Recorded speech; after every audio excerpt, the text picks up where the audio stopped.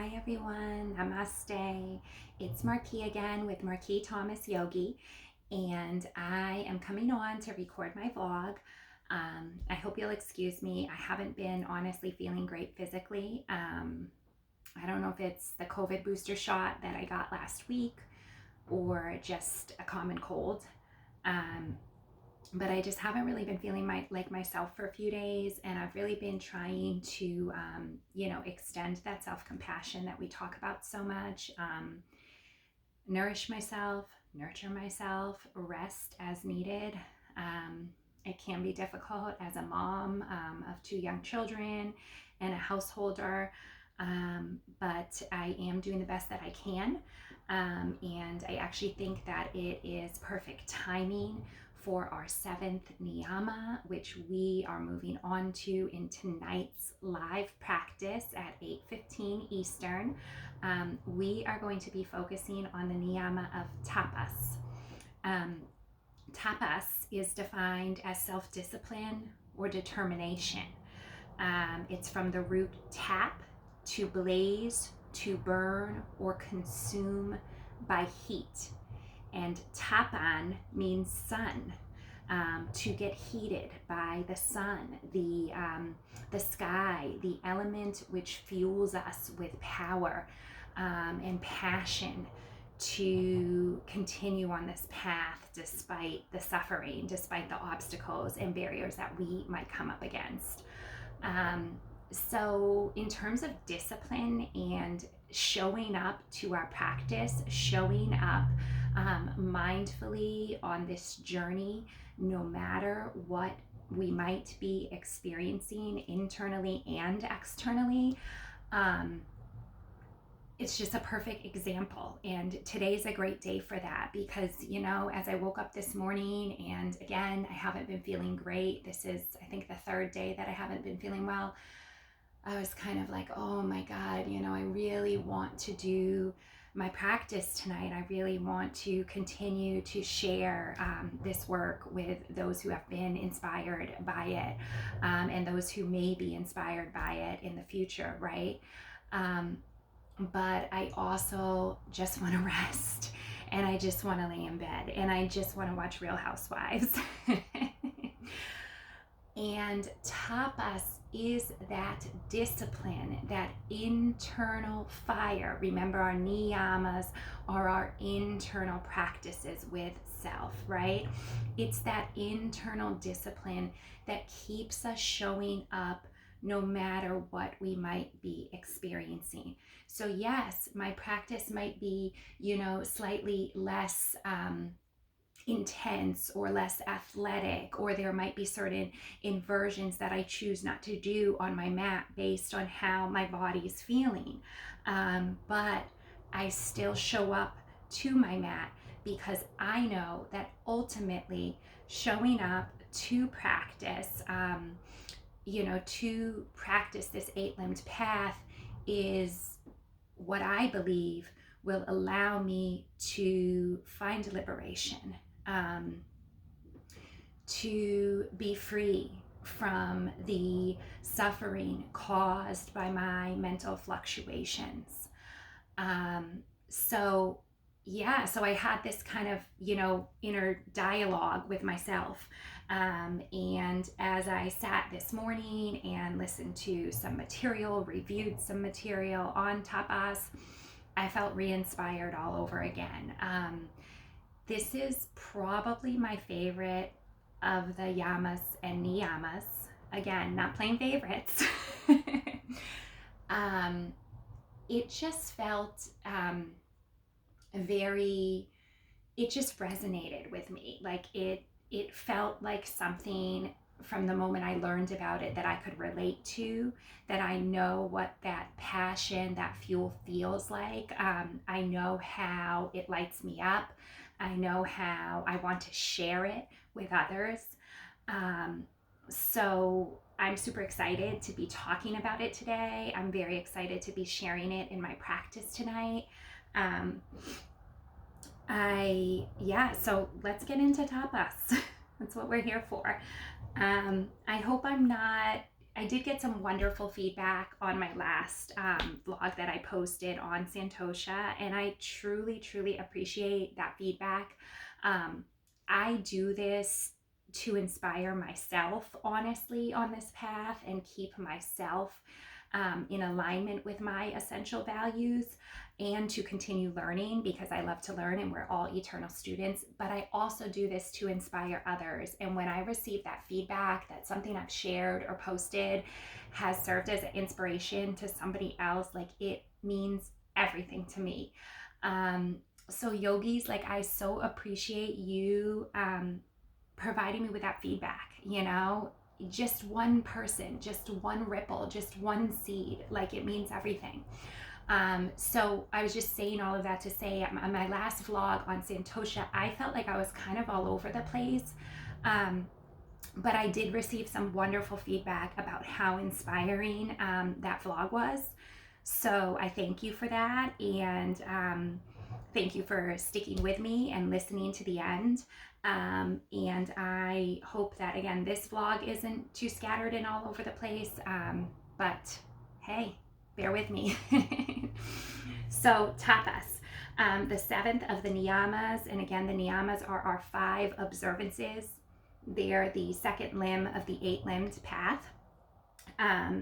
Per my vinyasa practice, which is, again, the company that I did my 200-hour teacher training with,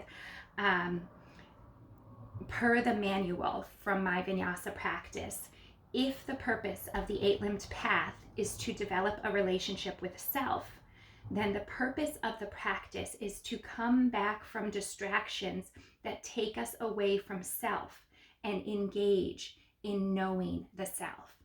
So we as human beings have this ability to choose, right? We have the ability to decide, what am I going to eat for lunch, for instance? What am I going to do, at 8:30 p.m. when my children are in bed and all of my kind of householder duties have been met for the day? We always have the opportunity to choose to engage in an activity that fuels us, that nourishes us, or an activity that numbs us or is degenerative. And oftentimes there's this kind of, process of deliberation, if you will. Oh, should I, like I mentioned this morning, should I record my vlog? Should I do my practice? Or should I just rest, right? Tapas is the fuel which keeps us going on our path and reminds us of the reason why we do the things that we do. So we have to constantly and consistently be in touch with this purpose of why I practice the 8-limbed path, why this is meaningful for me, and in that way it will affect your choices of your activities, of your thoughts, of your relationships, etc. So it's really interesting because, as I mentioned, I always learned of tapas as passion or self-determination. And as I was listening to meditation steps, a guru by the name of Dada, who I'm super inspired by now, defined tapas as pain or discomfort. So I thought that was really interesting to kind of reconcile. One says self-determination, one says pain. So what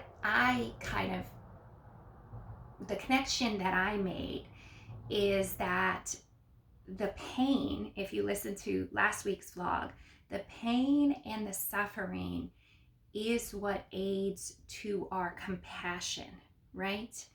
As we build and develop more compassion, we are able to let our light shine, that we might influence others in a positive way, right?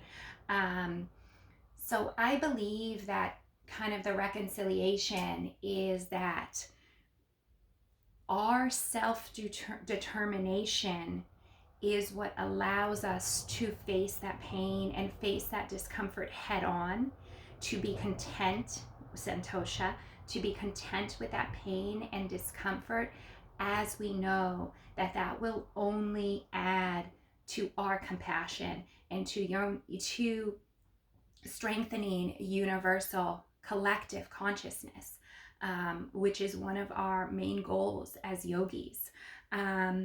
So Dada talks a lot about suffering, and this, this devotion to divine consciousness within, but also divine power above in the heavens. And that the divine does not desire that we suffer for the sake of suffering. He or she, or whatever you believe, the elements, is not a punishing or vengeful or vindictive power. Rather, they believe that we should, or not we should, but we will suffer, and we all face suffering, as I discussed last week, in order for liberation, for true liberation to occur. That is the ultimate goal. They want us all as human beings to reach this level of liberation. And you do that through these experiences that we have of pain, of discontentment, that we face head on with mindfulness, with loving self-compassion.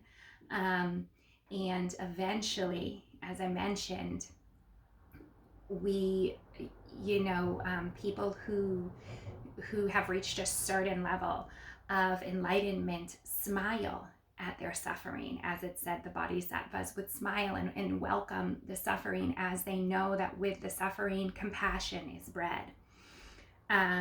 So when we practice tapas, we realize that we're letting go of something.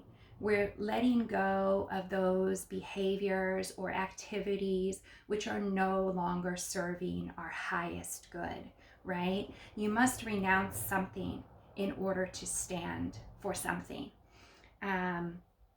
So, we have developed this kind of instant gratification mentality now as millennials.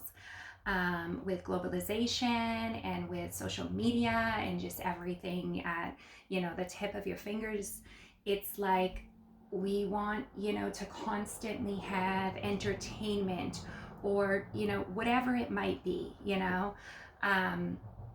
and it can be even more challenging, I think, in this environment and with all of these kind of influences and things around us, to be able to renounce some of those things which may not be serving.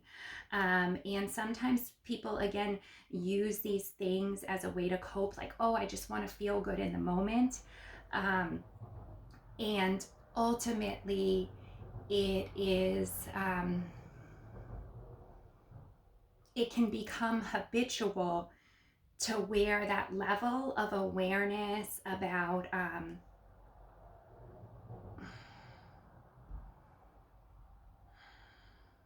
sorry, kind of like all over the place and losing my train of thought here. So we have become so focused and reliant on instant gratification in society that it seems sometimes we've forgotten about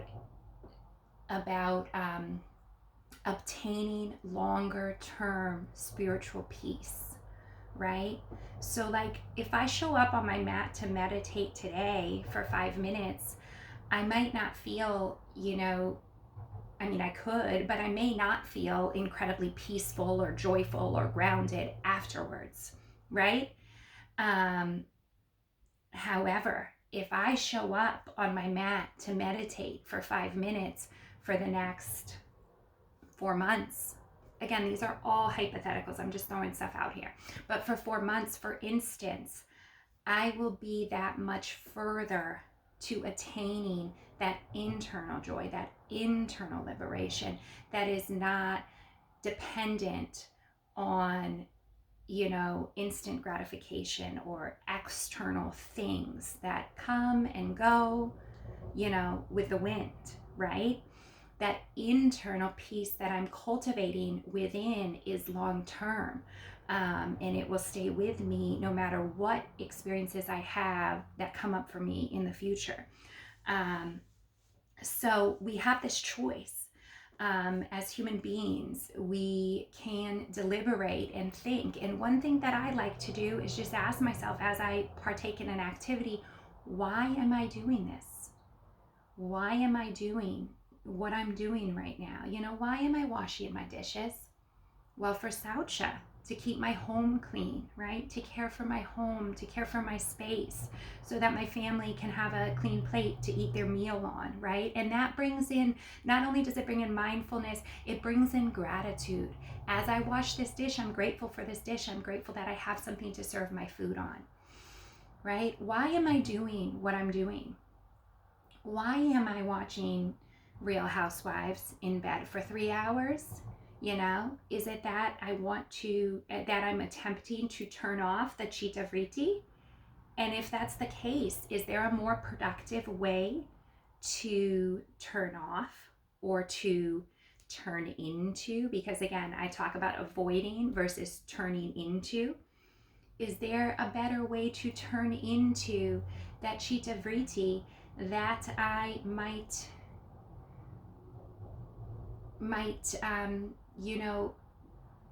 have some knowledge of why this material is coming up for me, right? So being able to let go of instant gratification for a longer term peace, and again, putting others' welfare above my own welfare at times. Sometimes we, would rather do something for ourselves, but somebody else is in need, right? And we have this, oh, should I, bring my friend a meal, a hot cooked meal, or should I stay here with my family? Again, the deliberative mind. And when we make the choice, the thoughtful choice to be in service to others, and foregoing our own need for instant gratification in that moment, that is practicing tapas. That is awakening that self-discipline. And again, like any behavior, the more we do it, the more it becomes ingrained. The more we show up to our mat, the more we meditate, the more we sit, and reflective journal, the more these things become go-tos. So kind of that concept of helping others versus helping ourselves, coming back to this collective communal mentality, which is truly what I believe, what the divine has planned for us, like why we're all here. You know what I mean? So it does go hand in hand with aparigraha, the idea of non-coveting, because anything that we do, we should do in selfless service. It's not to meet some sort of, materialistic goal at the end of the day, because ultimately at the end of our lives, what does that say for us? What does that do for us, right? It is truly renouncing the end result and offering that action up in service to the divine. So remember to utilize your discernment with these choices. It is important to sit and listen to our intuition to know where our help is most needed, where it will be most well received and utilized, right? And not just to be, everywhere giving, so that we are empty. But utilizing discernment to know how we can be in service. Um, it's a burning desire within. It's a burning desire to walk the yogic path, to find union within, that we might be in service, that we might touch another. Um, it provides our drive each day to come back to the practice. And this can be a really difficult one too, because it's one of those things like once you know it, you can't unknow it, right? Um, so, before I had all of this information and practiced this information, if I, were to partake in an activity which may not at that time be in service of higher good, then I'm just like, I just kind of brush it off. Like, yeah, I had a rough night. I drank a bottle of wine or whatever it might be. Um, no judgment in this space, people. Authenticity all day. Whatever it might be, right, for you. We're all individuals. But at that time, I could kind of just brush that off. And I wouldn't really think about it too much. I wouldn't really hold myself accountable that much or feel guilty or, those sorts of experiences that we have. And now that I have this information, when I am not in alignment with my essential values, I do feel that guilt.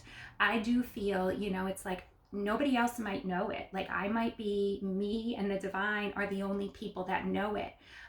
But because I hold these values to be true and to be essential to my well-being, I feel guilty and it bothers me. And that for me is my consciousness and my discernment saying, maybe that wasn't the best way to have spent your time last night. Time is so precious. Time is so precious, and we often, are waiting for something. I talked about that last week as well. All of these yamas and niyamas are so, interwoven, that they often bring up some of the other ones as we talk about one. But we tend to think that like, oh, I'll do that when this happens, or I'll finally stop drinking when this happens or when that happens. And what if we don't have that opportunity? Because we truly don't know. We really don't. And that time is our greatest resource. We have the choice and the discernment to choose how we spend it and what we want, how we want to live our life, what we want to be remembered for. So at times as yogis on this path, we may forget, like we know it, right? We know this information, but we may forget our why, or we might be far removed. We might be going through a depression, a slump, a medical illness, a family tragedy, any sort of human experience which may remove us from practicing our essential values and living by them and our daily purpose. We may forget it. And not like forgotten forever, but forgotten temporarily that we are not living by that. And we may need those reminders, to remind ourselves why we do the things we do, and checking in and saying, why am I doing this? So tapas, sun, to get heated. We will be focusing our practice tonight on the Manipura chakra, which is our solar plexus chakra. It is our center of will, motivation, and it is governed by the fire element. I have been needing a little bit more of that heating because I am in New England. It is winter. It was like 3 degrees this morning, and I'm always cold. So we will be doing a practice to generate fire within the Agni that purifies. The practice serves to purify our bodies physically. The meditation serves to purify our minds, right? And the pranayama, the breath work, serves to purify our energies. So with this fire, let the body be purified. And I am truly hoping, so we'll be doing some core work, we'll be doing some glute work to really activate some of the body's larger muscle groups to build that fire. And I am truly hoping that with the process of that practice, hopefully whatever, little bug I have or little cold I have will be able to be purified and come up and out of the body. So that is tapas. That is self-determination. I am truly looking forward to our practice tonight. I'm truly looking forward to sharing with you. Please let me know any comments, any thoughts, any feedback that you might have for me. And I hope you'll join me on the mat tonight. Namaste.